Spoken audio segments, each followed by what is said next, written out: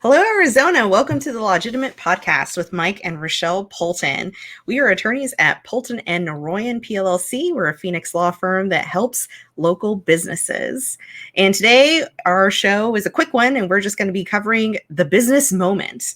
So, Mike, why don't you tell us what we're going to be talking about? We're going to talk about what's going on right now with small businesses here in Arizona. This is something that Rochelle and I both help our clients with as attorneys and business consultants, dealing with formations, partnerships, disputes, litigation when necessary, and real estate matters related to businesses. So we have a fair bit of insight, we like to think, into what's going on because we get to talk to all of our clients about their issues and hear from a lot of people who are experiencing the problems, the benefits, the changes that happen day to day and month to month in the business environment. It's been an interesting and complicated year over the past year for small businesses, and a lot has changed.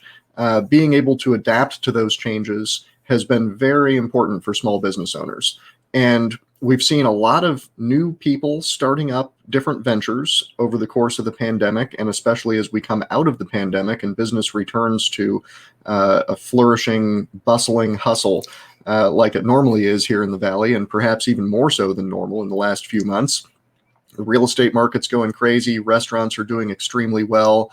People are getting out and about more. So a lot of people are starting new ventures, but we've also seen businesses that have struggled a lot over the past year, and some have closed.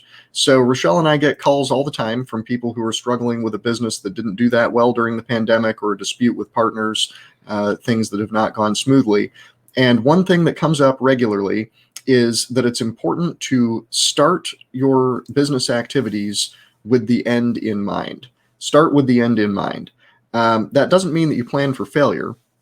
What it does mean is that you recognize that no business lasts forever, and especially your ownership of that business will not last forever. Some of the oldest companies in existence are construction companies in Japan that date from the 1600s, I believe, and maybe even one from the 1500s. They've been around for hundreds of years. That is the exception. Almost all businesses last only a few years, or at most a few decades. And they may be very successful during that time, but eventually something happens and a change needs to occur. The business either closes because it's no longer profitable, having made money for a long time, or gets acquired by someone else, rolled into a bigger business, or the owners retire and end up selling it to someone else, and it changes names, changes brands.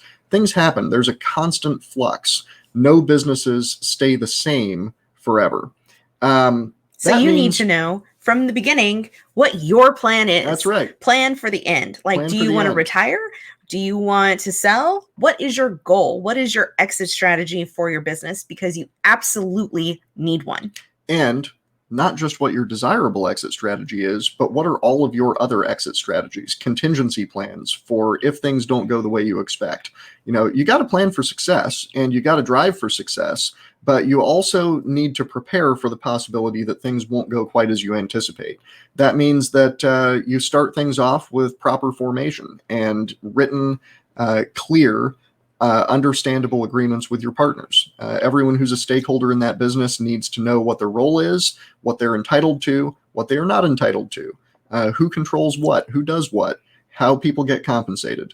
All of these things are critically important. And if you don't plan those from the start, then if the launch doesn't go well, or if it goes better than expected, you may end up with a partnership dispute very quickly, and that can really derail your momentum.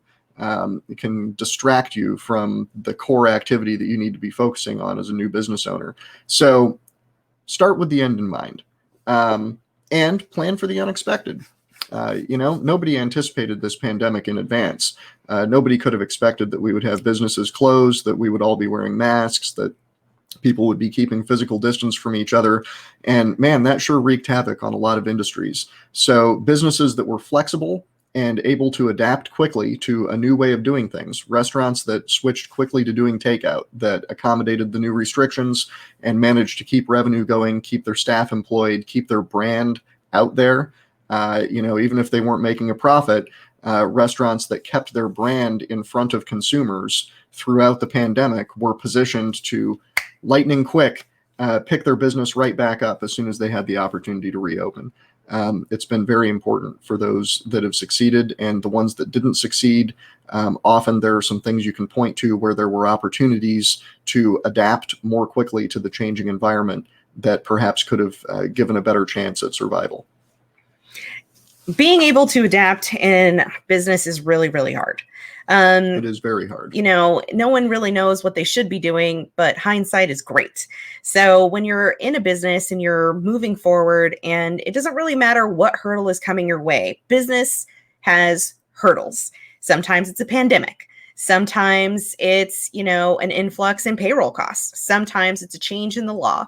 Sometimes it's a third-party vendor wreaking havoc on you. Those are things that you can't control. What you can control is your business relationships with your business partners, and have very clear expectations of how that situation is going to unroll. Because a lot of the calls that we get are business disputes between business partners. You went into business with somebody, things were going great, you had this great idea, but it was unclear who was responsible for what and how people are going to be paid. So you could have a great idea and think you're entitled to half, and your business partner thinks that you're only entitled to 10%. You shouldn't wait till the last minute to find out when you get that first distribution check. Or somebody brings the idea, another person brings the money, and everyone thinks this is going to be a 50-50 split, but there's a dispute as to whether a 50-50 split means you split the profits after that money's been paid back, or whether the person who brings the idea feels like they brought just as much equity to the situation as the person who brought the money. So it should be a 50-50 distribution split from the beginning without regard to the capital contribution. These kinds of things, some of you hearing this may think, well, how can anyone move forward with a business without nailing that down? Well, if you're thinking that way, you're kind of in the minority. A lot of people move forward starting businesses without nailing these things down because they're gung-ho about an idea. They're gung-ho about getting going on something with a friend of theirs, someone they know well, or someone who they think it's a great opportunity to work with. They're really excited to have the opportunity to jump into business with somebody who has a track record of success. Well, you still have to nail down all of these details. There has to be a clear meeting of the minds from the start on all of the important details of how that business is going to be managed and how the money is going to be handled. Because someday you're going to have to deal with that. Even if it's not at the end, whatever the end might be, there will come a time when those details matter very much. And you can't negotiate them then. You have to negotiate that stuff from the start, because once it really matters, the motivations are different. What people are willing to compromise is very different. The tone and dynamic of your relationships within that business may be very different than what they were at the beginning. These things are rough journeys. It's difficult even when it goes well. So you've got to plan with the end in mind, and you've got to plan for the unexpected so that you have a clear structure that's flexible enough that you guys can adapt to things that you never could have predicted. Another aspect that I think is important to think about, just as a quick thing to throw out there, is building a war chest. If you have a business that is successful, you probably ought to be considering really retaining a lot of earnings. People tend to want to distribute all the profits. You've got a business that's doing well, and you look at what your net cash flow is, and you've had a great month, and you want to write yourself and your partners a check. Maybe you should consider talking to your accountant about how you can retain that money in the business without it necessarily being taxable, by spending it on immediately deductible or rapidly depreciable expenditures within that business that will position you to be more resilient in the future. Build the value and the durability of your business rather than just paying yourself.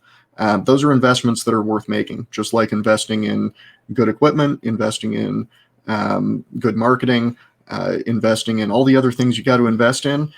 Just investing in building that business can be a whole lot more important than getting cash flow to yourself.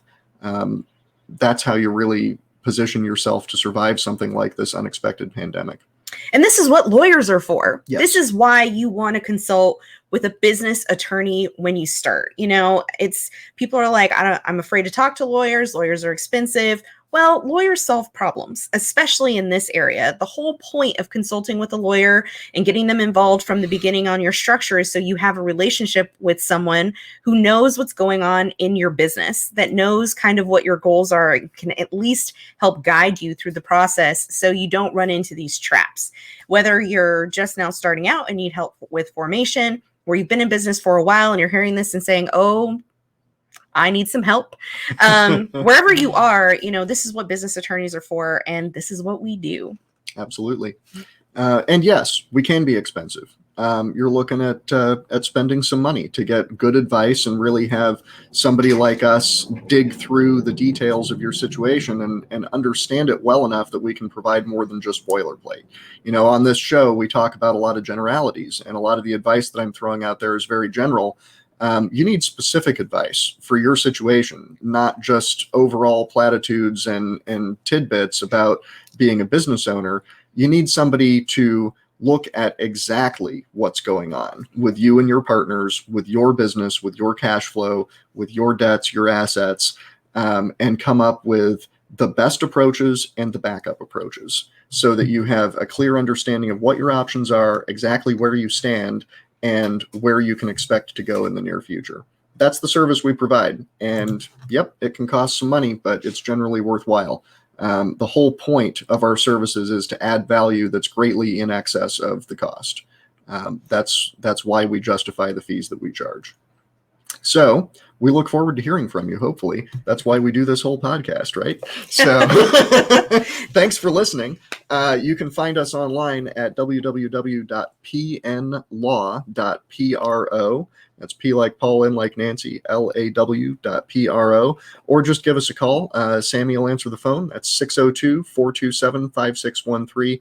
We can get you set up with a consult so we can talk in more detail about your business and help you build resiliency and plan for the unexpected and plan for the exit. Yeah, so thanks for listening to our mini Lawgitimate podcast episode, and we'll see you next week.